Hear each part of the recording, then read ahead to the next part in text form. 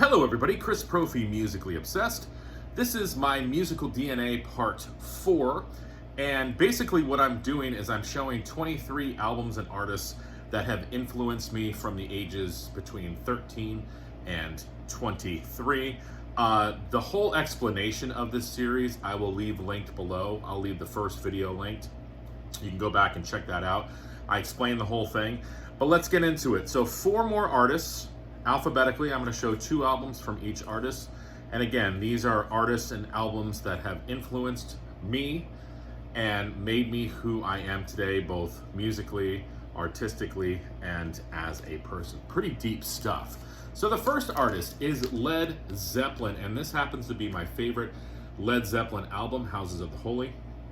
I love No Quarter on here.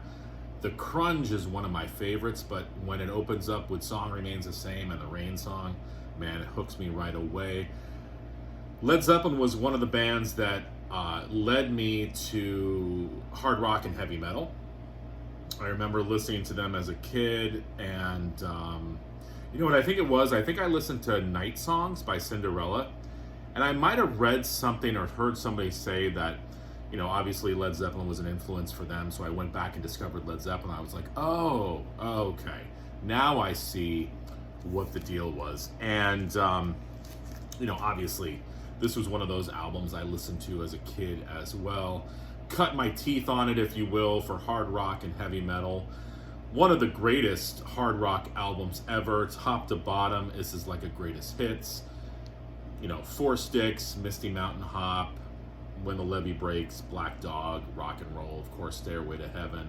Just a killer record. So Led Zeppelin, definitely in my DNA, helping to build that hard rock, heavy metal thing. Now, next, Metallica. This was one of the first, this was one of the first heavy records I bought, because, you know, I was listening to Huey Lewis and Cyndi Lauper and things like that. And then I remember buying this record and Black Sabbath's Sabotage on the same day. Totally changed my outlook on things. And then Metallica became one of my favorite bands ever. This is my favorite Metallica record, Ride the Lightning. Again, top to bottom for me, killer.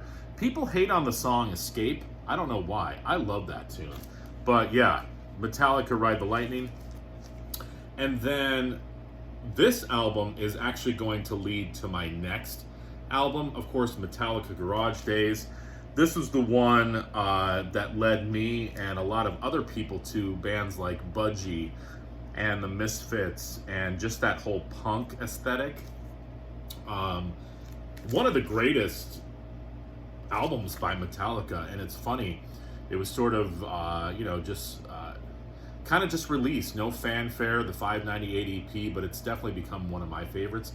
And I know for Metallica fans, it's one of theirs as well. Now, I said the 598 EP led me to bands like the Misfits.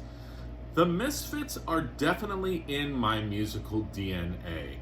Glenn Danzig's vocals, Glenn Danzig's melodies, especially with the Misfits. Now you might be saying, melodies with the Misfits? Yeah, they have melodies.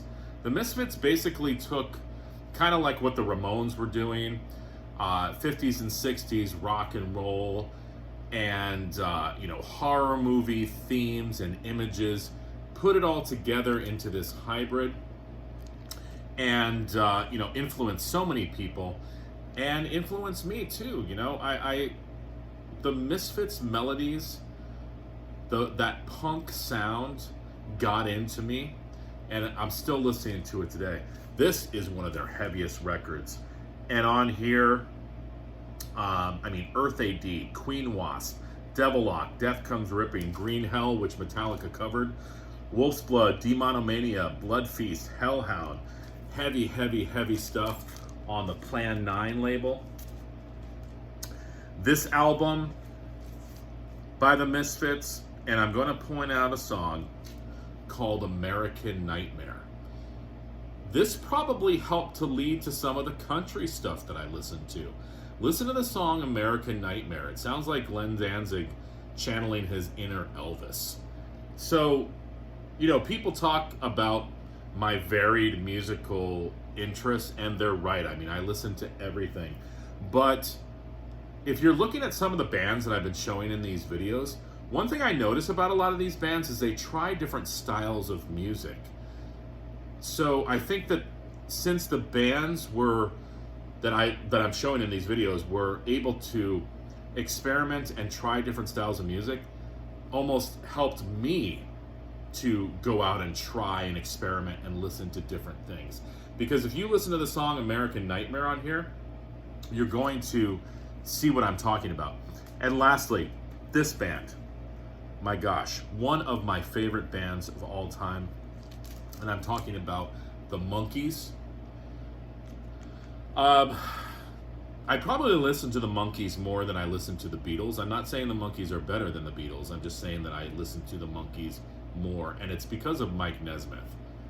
Michael Nesmith's songwriting, the country music that he brought to the Monkees, the cool factor that Michael Nesmith brought, and just the talent that he had is what I totally love about the Monkees. The later albums are my favorite. Instant Replay and Present, or Present, however you want to say it. At times, this is my favorite Monkees album. And it really comes down to the Michael Nesmith tunes. Good Clean Fun, Never Tell a Woman Yes, Listen to the Band, one of my favorite Monkees tunes ever, Oklahoma Backroom Dancer. Talk about different styles of music. This album has it all. It's got French bistro tunes on it that Davey sings. It's got psychedelic. It's got country. It's got jazz. It's got story songs. It has thematic tunes. Everything's on here. One of my favorite Monkees albums ever. And the Monkees, definitely a musical influence for me. Part of my DNA. So there you go, part 4. Go back and check out the other parts. 2 more in this series. Having so much fun. Thank you again to everybody who's watching and commenting. I appreciate it. What's in your musical DNA? Have a great week.